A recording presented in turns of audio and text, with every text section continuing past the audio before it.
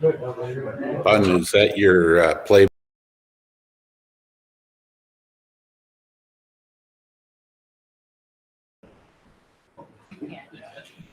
You know, muted it. Oh.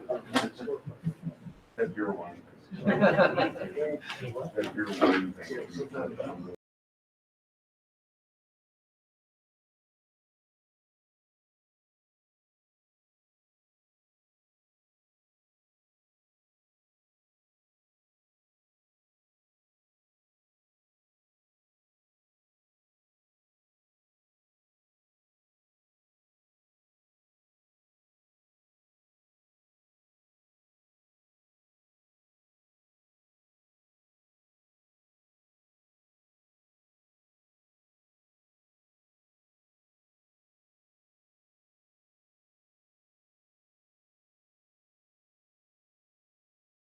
Nine here. He must be out late. Okay, it's now, it's long. Oh, yeah. Okay, it's 9:00 and we'll call Marion County Board of Supervisors for Monday, March 15th, 2021 in order and have roll call and public notification. Steve Johnson, Here. Carol Moen, Here. Eric Panier, He's online. Urioki, Here. Russ Rinzig, Here. Todd Gerlin, Here. Terry McRoberts, Here. Mark Thompson, Present. Bun Hanson, Here. Stacy Wenzel, Here. Dana Heller, Here. Bob Anderson, Here. Sam Buchanan, Here. Don Horstman, Present. Bill Epperts, Here. Bert Skinner, Here. Bill Heineke, Here. Bob Rogers, Here. Oscar Skobe, Here. John Banks, Here. Terry Lee, Here. Aaron Bartlett, Here. Pam Fall, Here. Bill Schradel, Present. Gary Taxdell, Here. Jim Gores, Present. Gary Nelson, Here. Roberta Mosentein, Here. Pete Olson. Here. Okay, that'd be all 29 present. Great. Oh, IDN Cook County Clerk has complied with open meeting public notification laws. Meeting notices are posted on the electronic meeting notice board on the first section of the government center and the main floor of the justice center. A hard copy is in the public meeting folder just inside the clerk's office window. Additional 5 county newspapers have been notified, and this agenda was posted on March 10th at 9:35 a.m. Okay, the invocation will be given by Pastor Ned Leonard, that was Living Waters Church in Cameron. He's online. Thank you. Please pray with me. Gracious God, we thank you for the women and men that you've called to this governing body who have answered that call to serve. We ask that you watch over them, protect them as they come together to do the work that you have prepared and placed before them. We ask, God, you just fill them with the spirit, your spirit of cooperation, of wisdom, of generosity, grace, and bless their efforts to make our lives better, to make our community stronger, that we might be a people who willingly and joyfully work together to do your will in the world. In your holy name, we pray. Amen. Amen. Thank you, Pastor. You're welcome. Thank you for having me. I pledge allegiance to the flag of the United States of America America, and to the republic republic for which it stands, under God, indivisible, with liberty and justice. Okay, item number 3, special matters and announcements, and Jeff's got a few of them. Good morning. First thing that I'd like to cover with the board is I was asked if we are going to have, if the Wisconsin Counties Association will have their regular annual conference. So I got a hold of Cheryl Fleck. Her response was, "Hi Jeff, yes, we're scheduled to have the conference this year in La Crosse on September 26th to the 28th. Registration will be open on May 3rd. So we'll have our next county board meeting on Tuesday, April 20th. So that'll give you some time to think about if you want to go. So my ask, if you're a county board member wanting to go to the annual conference for the Wisconsin Counties Association this fall, please get something to myself or Wendy, by the next board meeting if possible. So we've got everybody listed out. So when she calls on May 3rd, we know exactly the number of rooms in the block that we want to reserve. Remember, it's cheaper if we do it on May 3rd. To The dates again? September 26th to the 28th in La Crosse. Remember, La Crosse is not one of the better locations because you may have to travel if it gets full up downtown, because there's not enough hotel rooms right downtown, so just be aware of that. You will notice in your packet or on your desk is the letters from UW Extension about replacing the ag position, and then a letter from the Census Bureau on how we've done. So we did really good. This 10 years compared to 10 years ago, we were on their naughty list, now we're on their nice list, so we'd like to stay there. So, thank you. Okay, item number 4, the agenda. I'd like to, when it comes down to number 9, the zoning, I've been requested to have separate out 9A, the rezoning of town of Rice Lake for Jared and Yvonne Hoff. So to amend the agenda, I'd like to have 9A separate and then 9B and C together. Okay.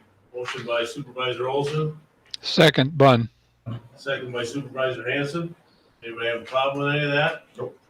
Not all those in favor of approving that agenda indicate by saying aye. Aye. Opposed by the same sign. That motion's carried. Approve the minutes of February 15th, 2021. Motion by Supervisor Anderson, seconded by Supervisor Renzig. Anybody have any problems with anything that's there? Not all those in favor indicate by saying aye. Aye. Opposed by the same sign. That motion's carried. Okay, okay with you? Okay.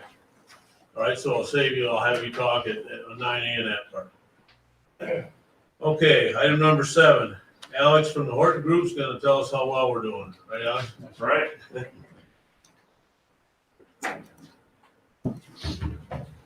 I'm gonna start with our reports. Yep.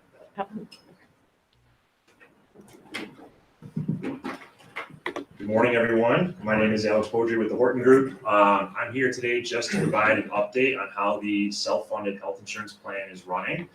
So we're going to do a little bit of a look back at 2020, how we finished up.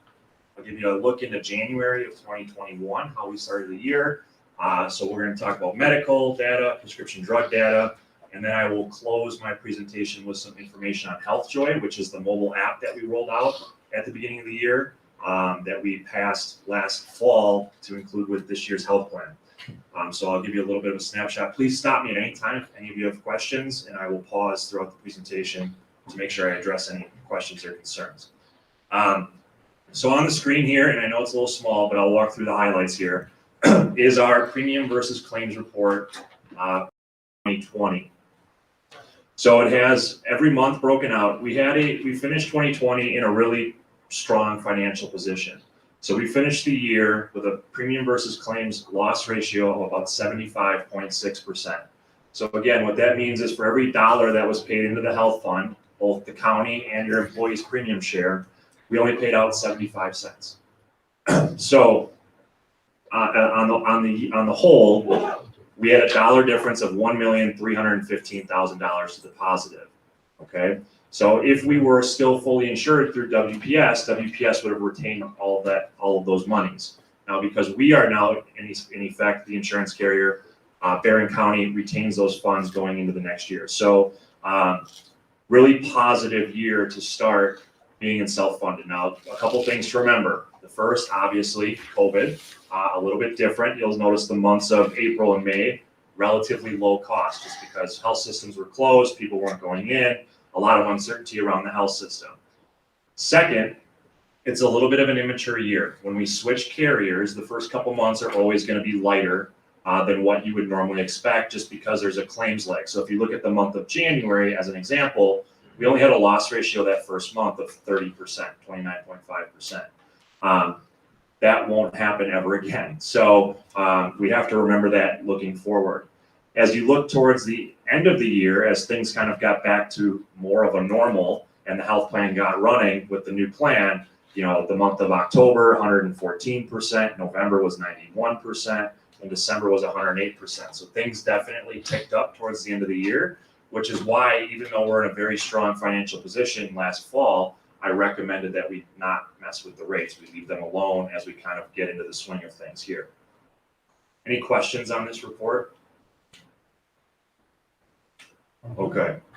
The next page, Jody, talks about our large claims. So this report shows every member who had claims over $25,000 over the course of the year. I have said, and I will continue to say, Barron County is one of the most unique clients we work with in the fact that our loss ratio over the years, and it was true when we were with WPS, has been relatively stable, mid-70s to low 90s, really consistent. However, we've always had 35 to 50 individuals on this large claim report over $25,000 in claims. So it's like people either really have some serious issues going on, or they don't use the health plan at all. It's just how Barron County's run for the last 4 or 5 years, and it's a unique situation. But this report does show that through the end of the year, we've had 13 members hit our stop loss deductible. So our stop loss deductible, again, is the deductible on every person on health insurance. So Barron County is responsible for the first $50,000 per member on the health plan, and then Anthem pays whatever goes over that. So we had 13 members hit that deductible, and we've received reimbursements for those. This is almost a complete look at the year. We'll probably have another month of claims that'll still hit for 2020 as we get into middle of March, end of April. So this is a pretty good snapshot of what 2020 looked like from a large claim perspective. Any questions on the large claim report?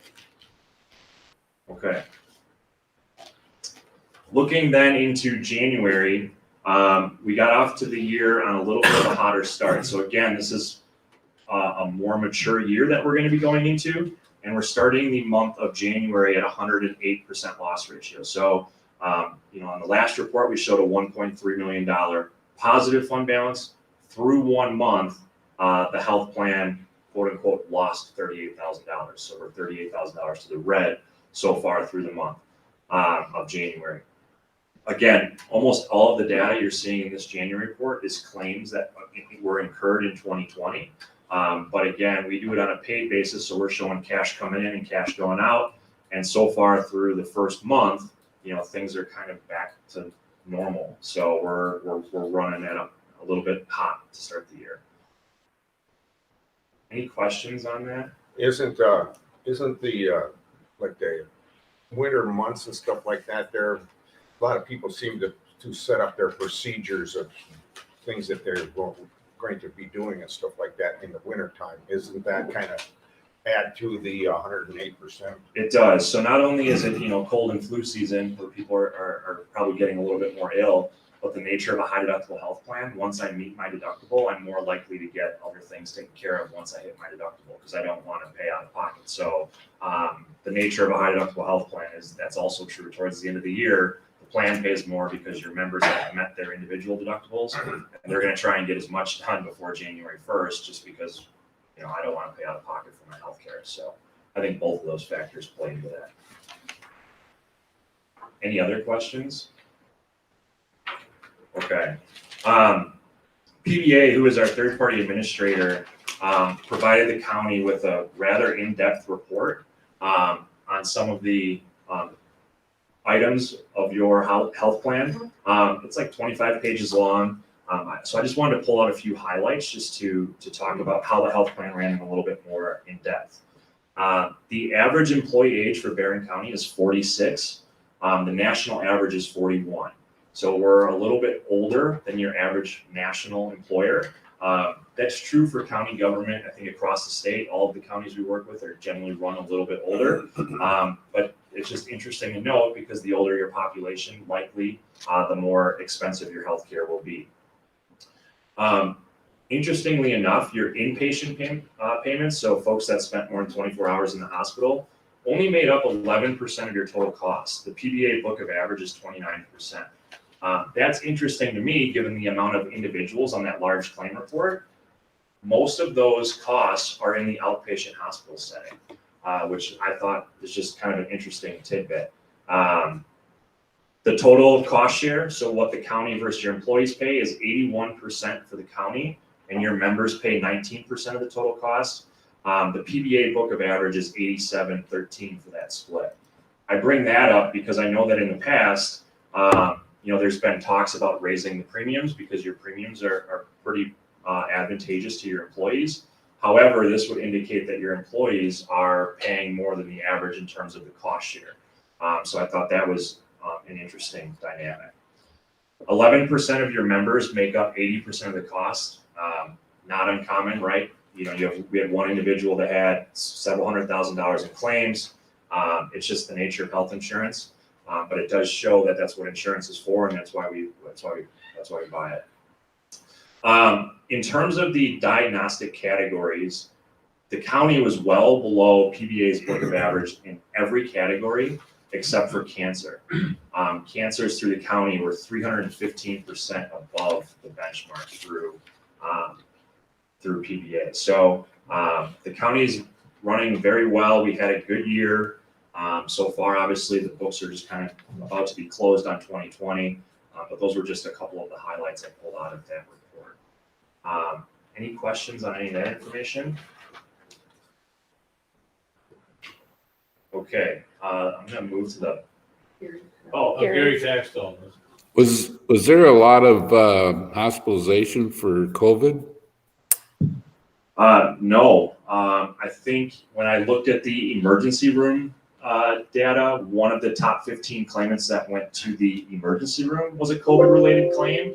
But that's really all I saw in terms of the top the claims over $25,000. None of those had a primary diagnosis of COVID. Now that's not to say that they didn't have COVID; it just wasn't the primary diagnosis. So from a large dollar amount, we didn't really see much COVID activity.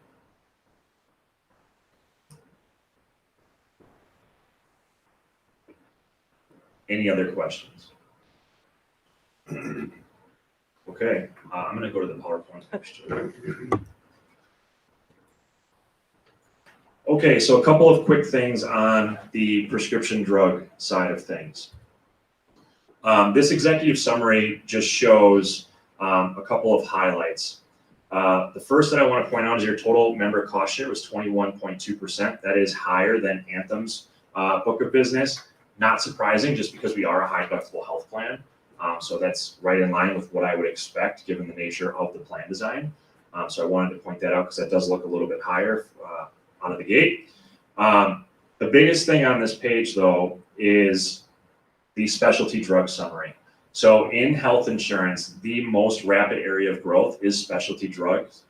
They're increasing at a rate of about 15% year over year.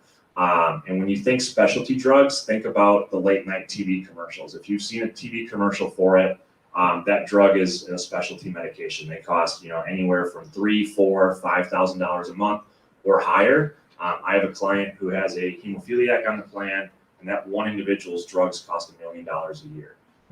So that is the area of growth in healthcare. So you'll see in the specialty area that we only had 11 members with quote unquote specialty medications, yet they made up almost 75% of all drug spend. So 11 drugs cost over $400,000 over the course of the year. So that is an area that we will continue to monitor, and it's something that we will work with Ingenio RX, who is your PBM, your pharmacy benefit manager, to control those costs. So don't be surprised in the fall when I come to you with the renewal that we're probably going to be recommending some different types of ways to control that cost, just because we don't want to let that get out of control. Your generic fill rate was amazing, 91.9%. Anthem's book of business is in the high 80s, so that's fantastic. We want that to continue. And your home delivery utilization is at 65.7%, which is also well above the normal. The next slide, Jody. This just breaks down some different plan costs per member per month, and you can kind of see how you compare against Anthem's benchmark. So I mentioned the generic fill rate at 91.9% is above the benchmark of 86.2. Your home delivery utilization is well above the benchmark. Your member cost share, again, is higher, but given the fact that we're on a high deductible health plan, again, totally to be expected. So the specialty percent of plan costs, this is what I was talking about. The county has 73.6% of your total spend in specialty drugs. The benchmark is right at 50%.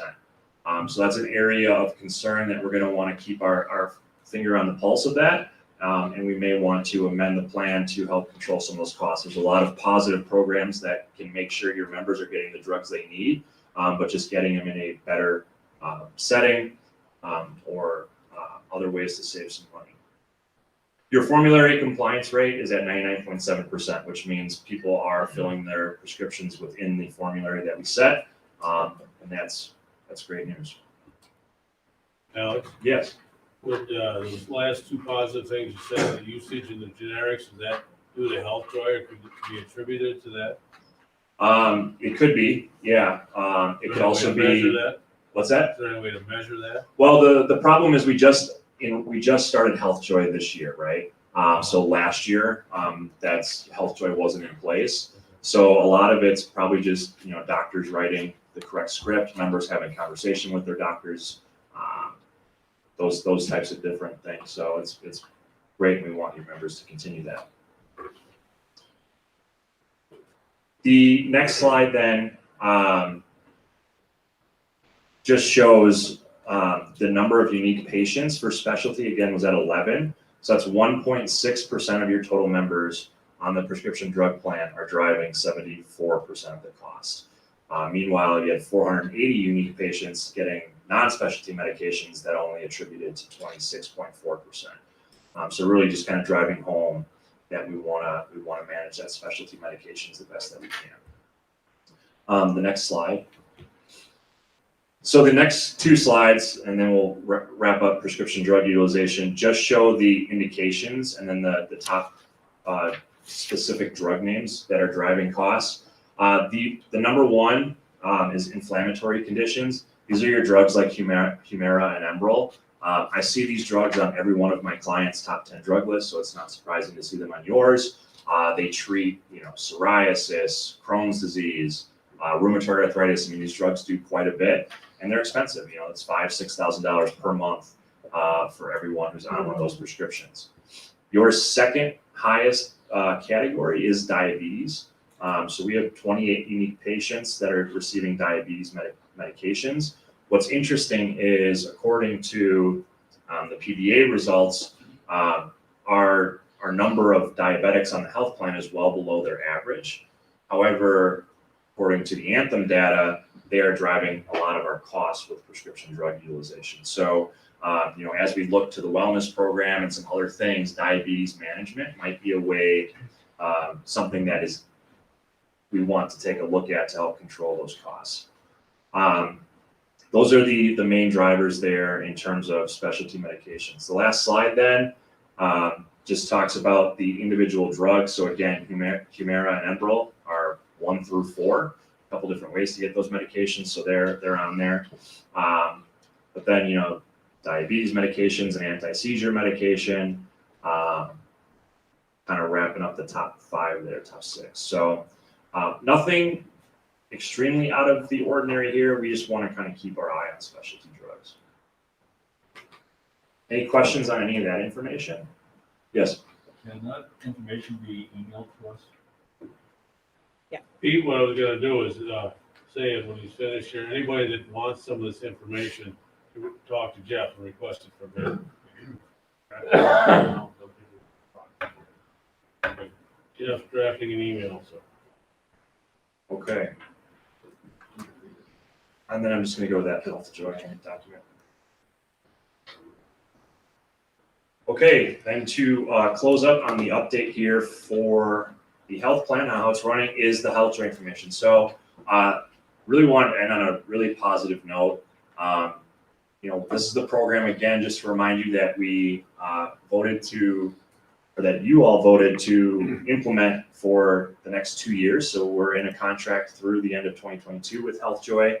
The cost is going to be right around $40,000 over there.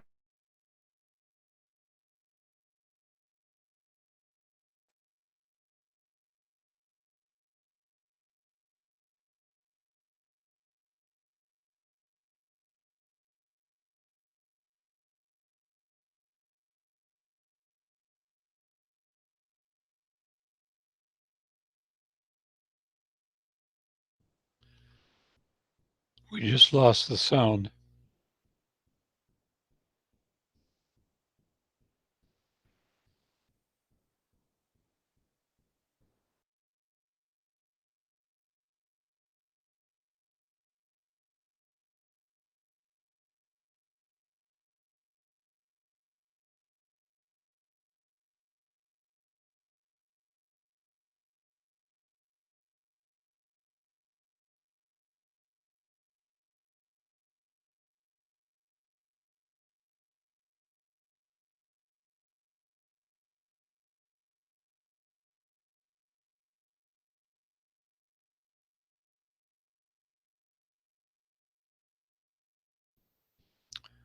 There's no sound coming through.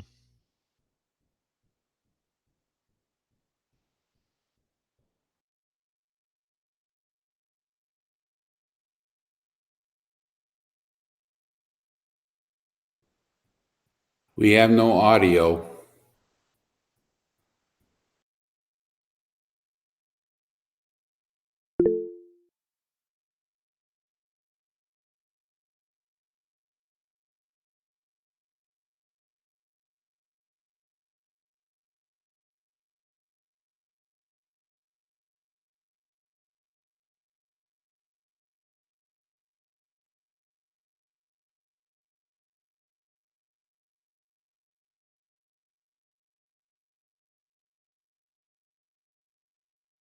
HealthJoy with questions on their health plan. That's 138 calls that didn't go to Rachel's office. So hopefully saving everybody some time and some workload as well. Those are the main highlights that I wanted to hit. Again, we'll make sure this gets out to everybody so you can take a look at it. Were there any questions about the HealthJoy rollout or implementation?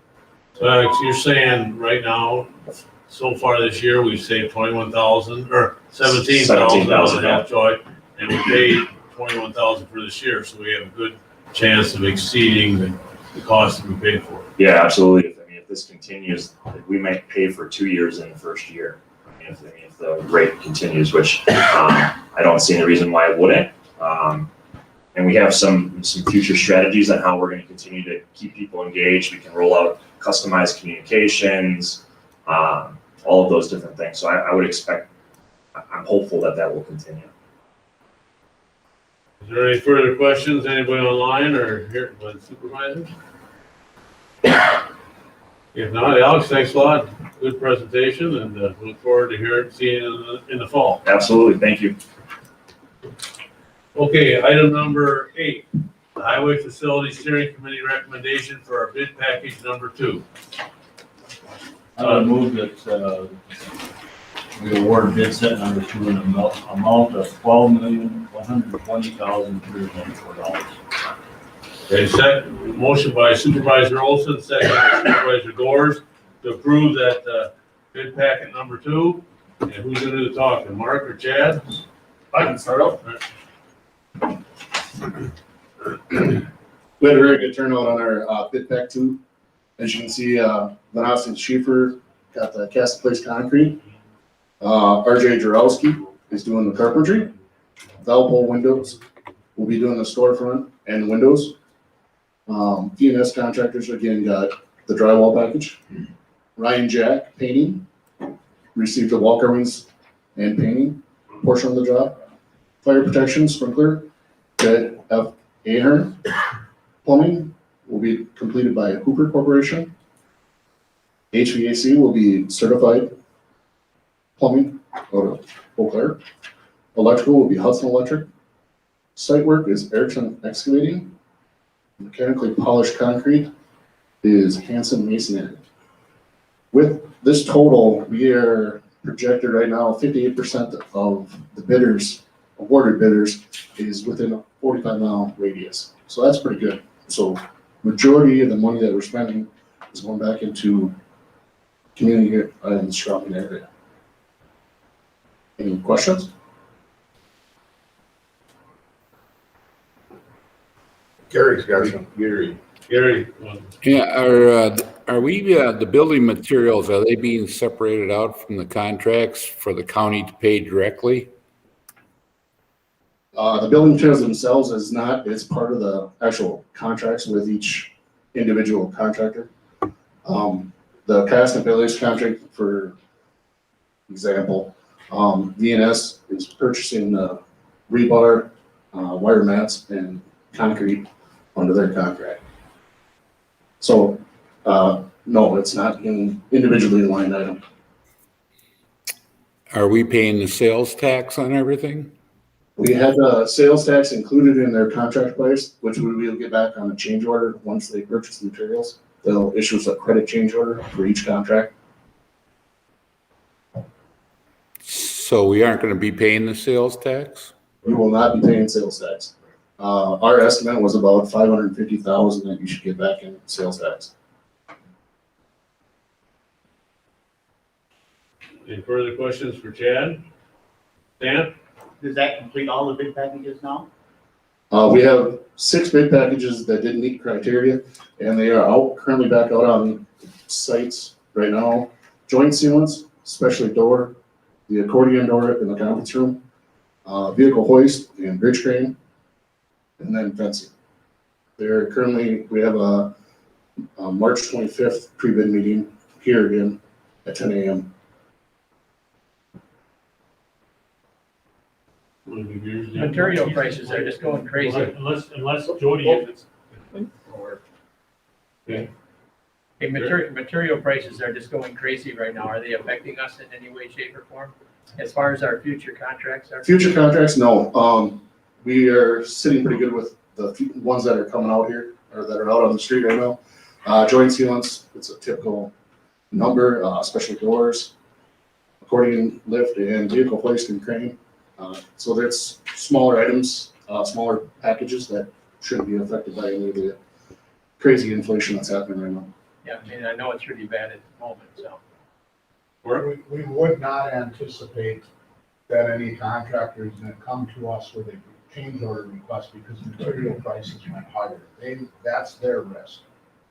So that's just so everybody knows. We don't anticipate that we're gonna see a contractor come and say concrete or rebar went up and we need more money. That's their risk. And during our bid package in the front end of our spec, we listed that they had to hold their price 60 days after submittal. So we are in the process of writing contracts for bid set 1. Those will be released this week. And then with your guys' approval today, we'll start releasing the contracts for the bid pack 2. That holding the price for 60 days was simply until we could sign the contract, so that they couldn't change their price within that 60 days. If we extended the time beyond 60 days of signing a bid to sign the contract, then they could say, well, prices have changed, but we made them hold those prices for that 60 days. Any further questions? If you said Chad's over shoulder, do you show that, Chad, where I'd done that spreadsheet, one of the board members had asked that I should display? you mentioned the 58%. Oh, the 58%? I don't have that spreadsheet. Here. Oh, shoot. Can you make that bigger, Jody? So, because that was asked by that committee on Friday, and Chairman, we just want to display that so people understand how we're calculating. I sent that out, but that's how we're calculating. We're looking at Chippewa Valley, the Chippewa Valley as being local. So, Yeah, everything within about 40 miles, 45 miles is included in there. So yeah, you're almost at 60%, which is phenomenal for.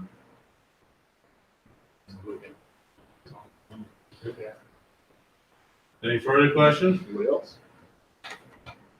Seeing none, then we've got a motion and a second to approve the highway facility recommendation for bid package number 2 of $12,120,294.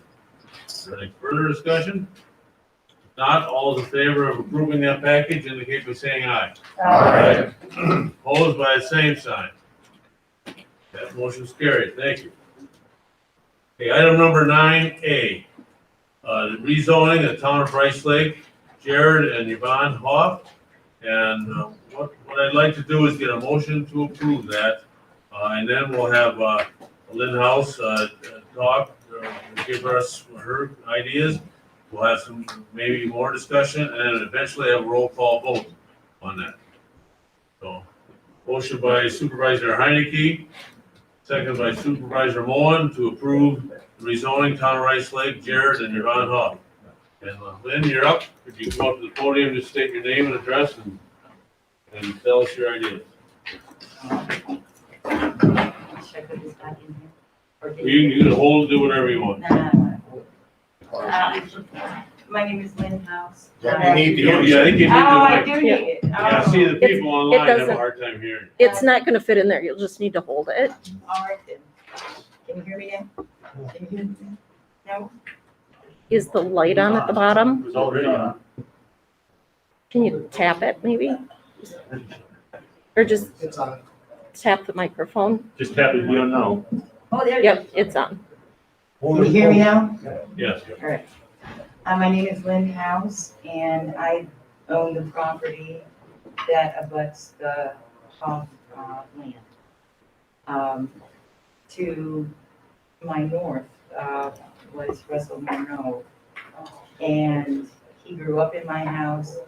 His grandparents purchased the land that the Hoffs now own, Put the mic a little closer. property, as well as his. Russell last year was diagnosed with very aggressive cancer.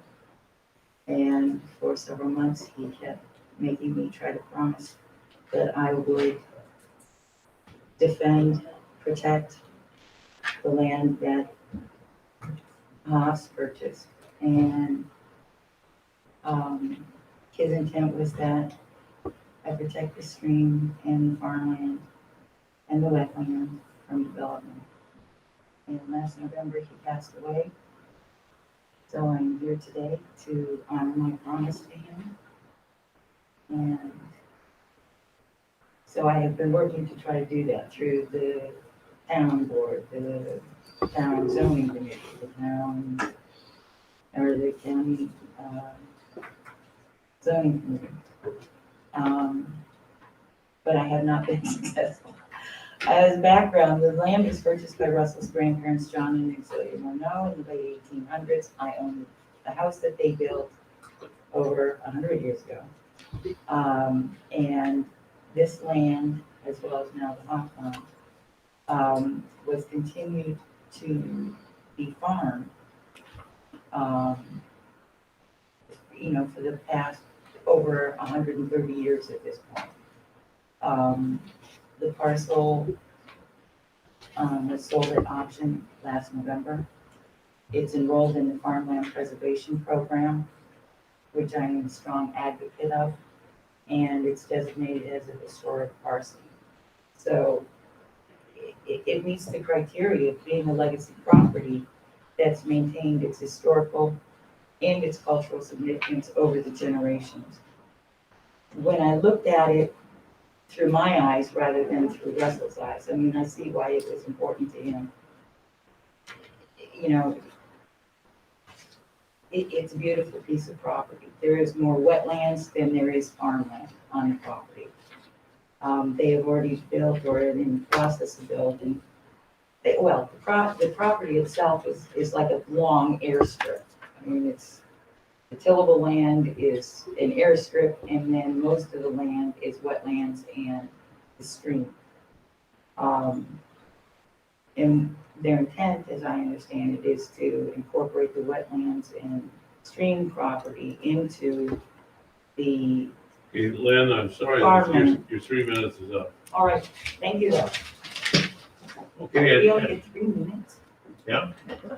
Thank you. All right. Supervisors out there, you've all in your packet, you had the zoning committee information. The zoning committee passed this zoning change by vote of 4-0. The township was not opposed. We've had a few zoning things come back to us lately and stuff, but for other reasons, I hesitate us as a supervisory body second guessing what our zoning committee does. If they are zoning, it's any of our committees. That's where the work is done. They're the ones that listen to the people. But having said that, there's information in your packet, and does anybody have any further comments or discussion? Okay. Supervisor Rogers? Once again, I'm the chairman of that committee, and for the purposes of this zoning amendment, keep in mind that it's still zone A. We're going from an A1 to an A2 property. And the A2 district, right in our ordinance, it says it's created to maintain and protect agricultural lands historically used for farming or forestry. It's about a 20-acre parcel, and as Ms. House stated, about half of it is in the wetland and not suitable for agriculture. There's about 10 acres, give or take, that is cultivated. Now, the owners are going to take about 1.5 acres on one end of this property, put in a house and an outbuilding, there's still going to be 8.5 acres that is going to be farmed. It's going to be maintained as farming property. Township, as stated, had no objection to this. In fact, this is one of those rare instances where a town supervisor actually showed up and gave us his views and that those of the township supporting this particular amendment to the zoning. I set out the options to do a motion to approve, do a motion to oppose this, to table it because we only had 4 members there. We could table it until we had a full board of all 5 members, or we could table it and go out and view the property. The motion was made to go ahead and approve this zoning, seconded, and it was carried. So that's where we are today on this. Any of the other committee members have anything they would care to add? As I said, that's where we're at. Any further discussion or questions? Okay, if not, we'll have a roll call vote. A yes vote says you're the rezoning from Ag 1 to Ag 2 will be approved as the committee recommended. Carol Moen, Yes. Eric Panier, Yes. Louis Oki, Yes. Russ Rinzig, Yes. Todd Derlin, Yes. Barry McRoberts, Yes. Art Thompson, Yes. Von Hansen, Yes. Stacy Wenzel. Yes. Dana Heller, Yes. Bob Anderson, Yes. Tim Buchanan, Yes. Don Horstman, Yes. Bill Efforts, Yes. Bert Skinner, Yes. Dale Heineke, Yes. Bob Rogers, Yes. Oscar Scope, Yes. Don Banks, Yes. Terry Lee, Yes. Carolyn Bartlett, Yes. Pam Falk, Yes. Bill Schradel, Yes. Gary Taxtal, Yes. Jim Gores, Yes. Gary Nelson, Yes. Roberta Mosentine, Yes. Pete Olson, Yes. Steve Johnson, Yes. all 29 voting yes. Yeah, motion is carried and the rezoning is approved. Okay, item number 9B and 9C, we'll take those 2 rezonings together. Can I get a motion to approve those 2? Motion by Supervisor Heller, seconded by Supervisor Gerlin. Is there any discussion or questions on those 2 rezonings? Not, all those in favor of those 2 rezonings indicate by saying aye. Aye. Opposed by the same sign? That motion's carried. Item number 10, resolution authorizing the implementation of a tax preferred account TPA for accrued vacation and sick leave payouts to employees. There's a resolution in your packet. Can I get a motion to approve that? Motion by Supervisor Skinner, Second, Bud. seconded by Supervisor Thompson. Sorry, Bunny, to beat you. Okay, Jeff, do you want to explain some of that? I put it in the position paper. I'll just make it real brief for you here today. The purpose of this resolution is to authorize myself to enter into contract with this group so that employees, instead of getting paid cash, they have an option of either putting it into a health retirement account or a 401A retirement. If they put it in a 401A retirement, they can eventually get it out as cash. It saves them the Social Security taxes in either event. This is a benefit that Dane County has, Chippewa counties and other counties are implementing because you look at the tax implications as I put in my position paper, you look at the tax implications, the way we're doing it, we're saving the employees a lot of money. They're gonna get their cash, they're not gonna get it, if they want cash, they're just gonna have to go through it and get a 1099-R instead of a W-2. I would recommend approval unless there's questions, and if there's specific IRS questions, Mr. Nelson is here to answer those. There was 8 or 9 questions from the executive committee that he answered in detail as far as how this meets IRS codes and regs, something we can do. I think it's a great way to save the employees a lot of taxes. And interesting today, if you get up early in the morning and watch the news shows this morning, they just did a study. Interesting, came out that it's now 87% of all people that retire, if they have one major health incident after retirement, it will be a financial burden to them that could affect their entire retirement. This is one way to help with that because you could put it in your health retirement account and have that money to pay those bills. So there's a lot to this, more than meets the eye. So I recommend approval. Anybody have any questions relative to this? Okay, we got a motion and a second to approve this resolution. All those in favor of authorizing the implementation of a tax preferred account TPA for accrued vacation and sick leave payout to employees indicate by saying aye. Aye. Opposed by the same sign? That motion's carried. Item number 11, resolution adopting the Barron County debt management policy. Jeff and Jody have developed that policy because of their discussions with Ellers and our other people, specifically when we're doing a highway refinancing. And it's something that they recommended as well as the executive committee. Are there any questions relative? We better get a motion to approve that. Motion by Supervisor Olson, seconded by Supervisor Mosenteen. Anybody have any questions or concerns on that policy? Gary? Are you voting yes or you got a question? No. On, where the percentages, how did you come up with those? But on number 5, at 3% savings, net savings, should there be a sliding scale on that based on the amount of the debt? No. The percentage of savings? It's not typical, Gary. The net savings calculation, we give that over to Ellers, and they're the ones that typically tell us that, and that's the threshold.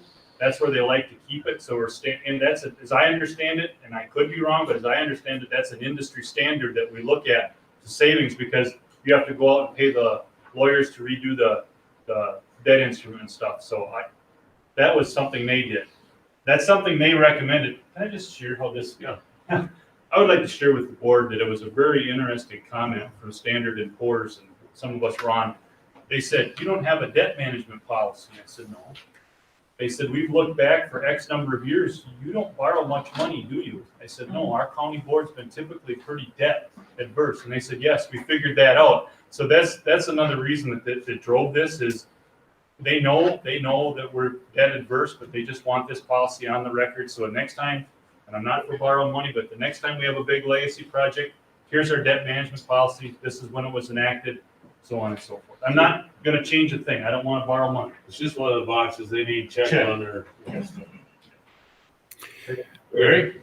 Yeah, the municipal advisor, is that going to be contracted on a yearly basis? I saw that it was 3 to 5 year relationship. Is that a yearly is there a contract, or is it, how does that work? We annually have new paperwork drawn up, I believe, With with Ellers, them. Yeah, with Ellers. Mhm. So I would be hesitant to leave Ellers. Yeah. because I mean, they handle all of we've worked with them, so they are very familiar with our debt. They handle all of the disclosures and any arbitrage things that would come up. And, they have their fingers on all of our debt. So The it's, bottom line is we have annually, we can change that if we want. yes, we could, And they're if we'd like actually, to. Investing our highway bond proceeds at the present time. And typically, I mean, for these big things, we would, decide who to go with, but typically it costs us about, I don't know, less than $5,000 a year to pay them to handle our disclosures and just kind of keep an eye on everything with the SEC and let us know, if there's anything that we need to do, so. Any further questions? Now, we got a motion and a second to approve the Barron County debt management policy. All those in favor indicate by saying aye. Aye. Aye. By the same sign, that motion's carried. Okay, number 12, resolution authorizing the sale of property in the city of Chautauqua. Take it, John, or?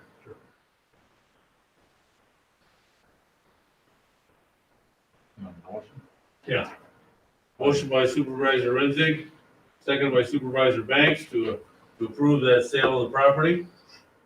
Now he's gonna tell us all about it. This is just simply some excess right-of-way in the city of Chautauqua.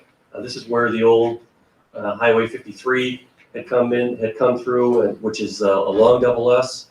There's two very small lots that are had been split off, I think back in 1928, split off. And so the half of those two lots is part of the right of way.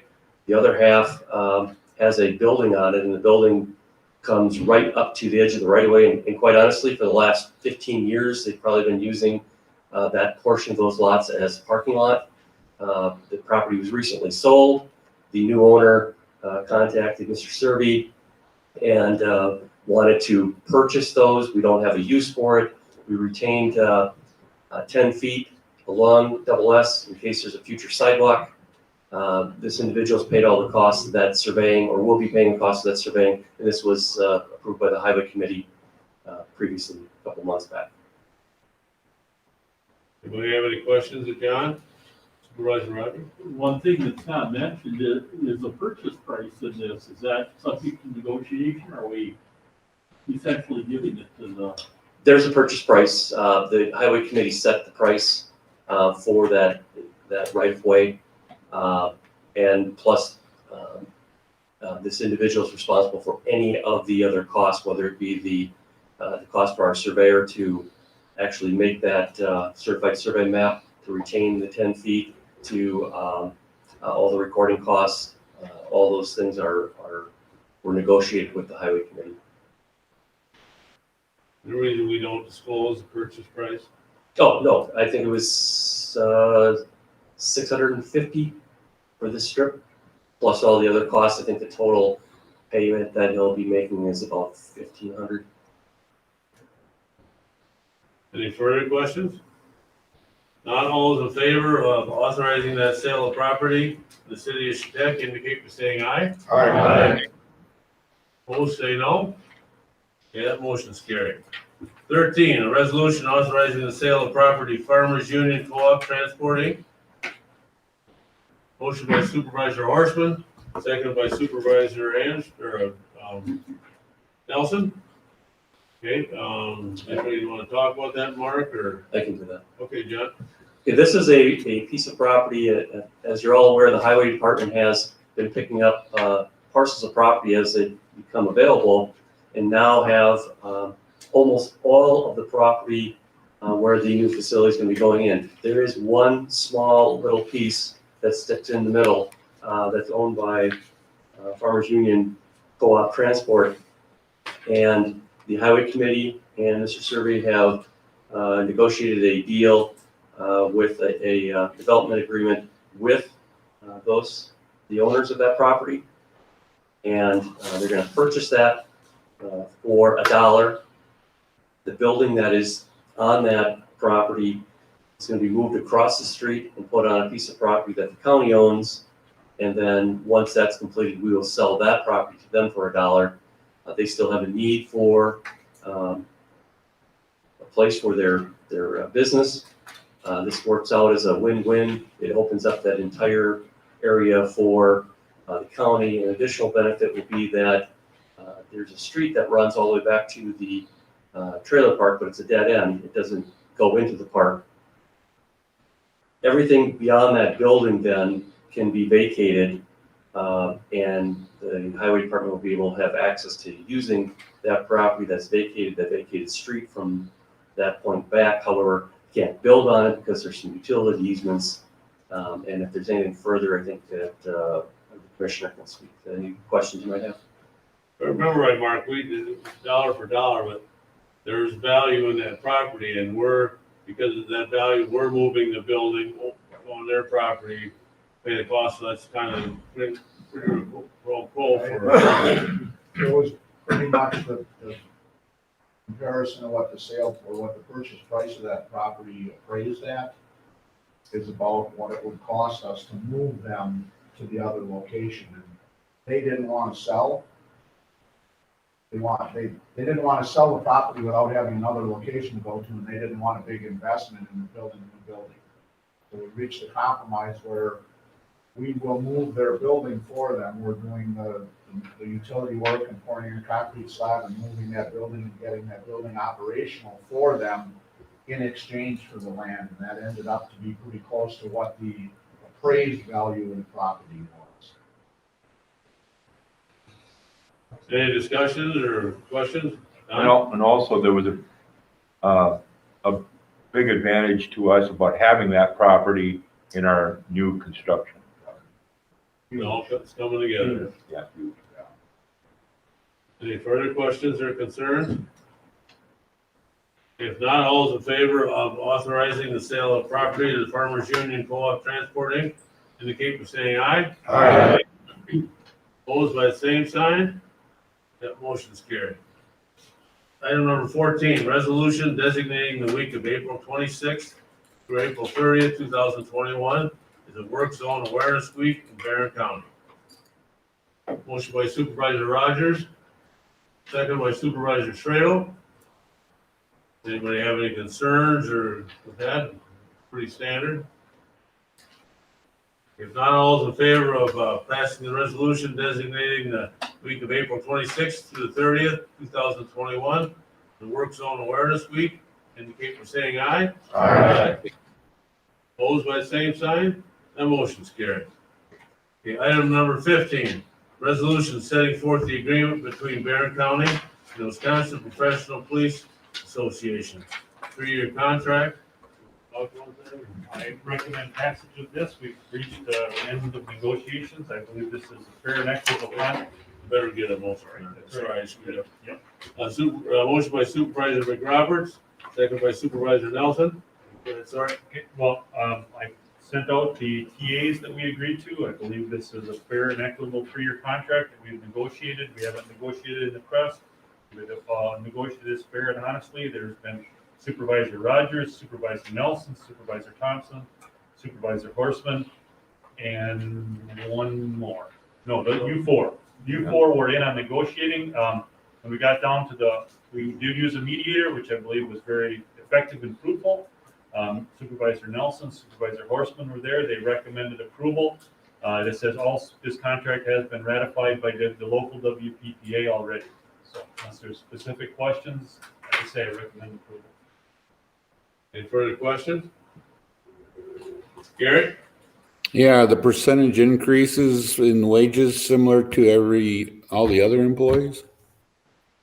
That's a good question, Gary. We're discussing that. I discussed that with the negotiating committee when we got down to some of the final days, and we are going to examine that later on this year because we're being fair and equitable to everybody else. But what it did do is it does keep it fairly in line with the other employees, but it also compares very well with all the other outside comparable counties that we use. It keeps us right where we were slotted. We're not higher, we're not lower, we're right where we were for the last 3 years. So I think that, at the end of the day, if we hadn't reached an agreement, we would have gone to arbitration. And in arbitration, one side wins and the arbitrator picks one package or the other. We were pretty close. I think we had a really good discussion and came up with a really good agreement.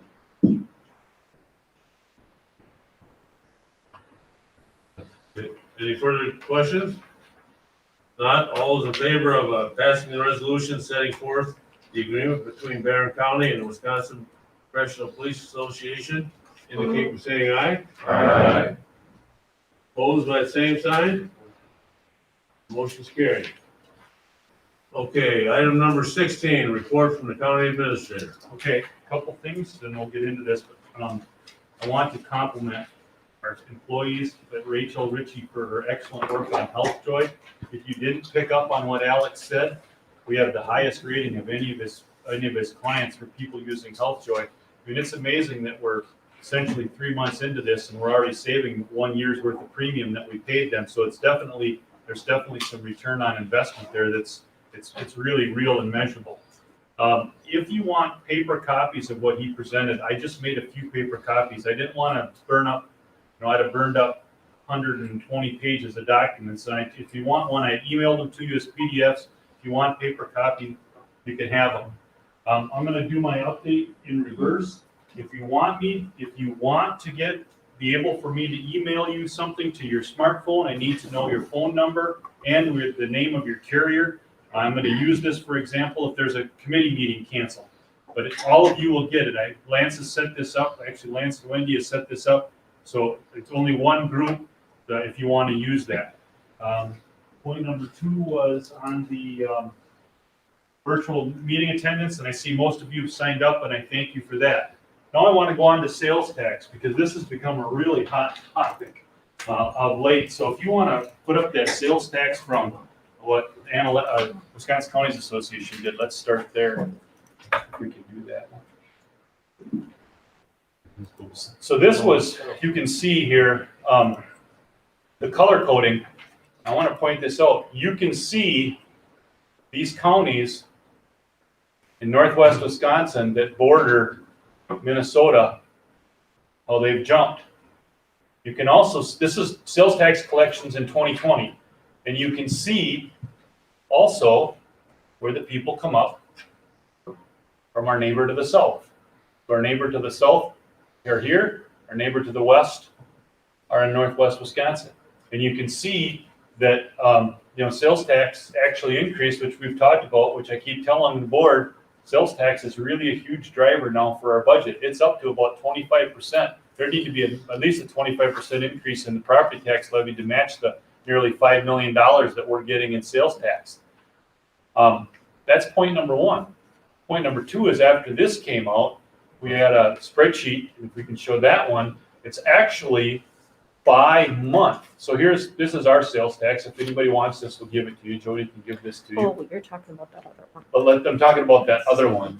There was one put out by PBA. Was that in the packet? But PMA, that was in the packet. That was in the packet, Okay, yep. so Yeah. I just need to keep it. We can just slide down. There we go. So here we go. So here's sales tax. I know this is all crunched together, but this should be sales tax for Barron County. Is that correct? Yes. This is Barron County by month going from 2013. This is really great stuff because it shows you the months of the year when we get our influx of tourism. And it has a huge effect on our budget. So if we get $5 million of sales tax, that means there's $1 billion of taxable sales going on in the county. Because we get 0.5%. That's the driver. There's $1 billion is what's in play here. That's a lot of money. That's more than the New York Yankees, surprisingly. But anyway, so I just wanted to show you that. And if we can go down to the next county, you'll start to see patterns. And this is what PMA put out. You see the patterns from the counties in northwest Wisconsin. It's the same pattern. As soon as summertime hits, their sales tax jumps.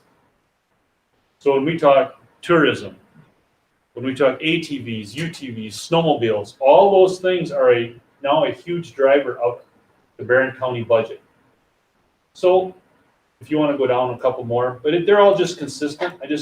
There's really nothing here that's out of the ordinary. These are other counties. These are other counties. Yep.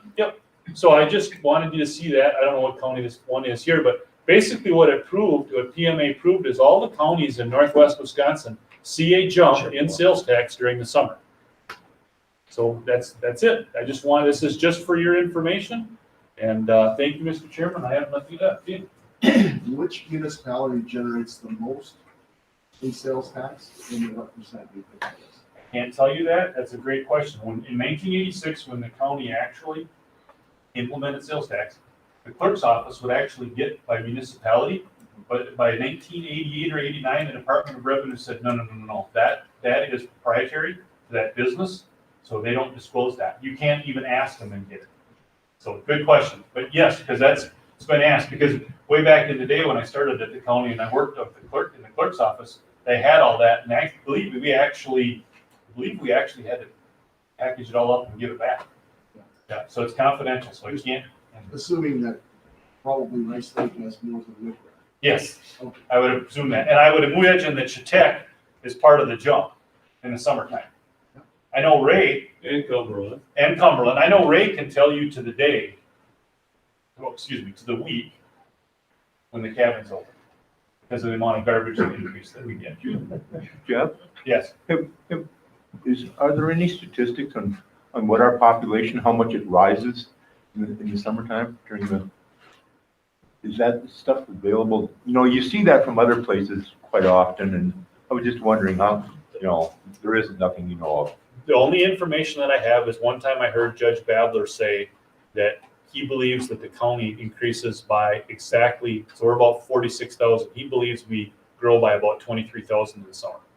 Just from anecdotal. Roughly information. half. Roughly half. We go up by roughly half. Just anecdotal, but I wouldn't know. I don't know if. But that, you know, that, Sales tax. obviously that right there is kind of an indicator of that. Yeah, right, which really begs the question, if I may, Don, if for to the rest of board members, is this year, all the prognosticators are saying, hold on to your hat.